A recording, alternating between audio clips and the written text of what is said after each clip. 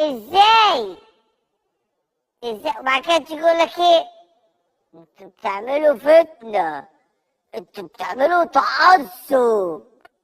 واللي بيرفع الجزمة ده واللي بيضرب لعيب بالقلم ده بيعمل ايه؟ رز بلبن، بيعمل مهلبية بالقشطة. ده كله بص ايه، ده ضربوا يا عين، ضربوا وحط يا بس راسه يا جمال واحساس.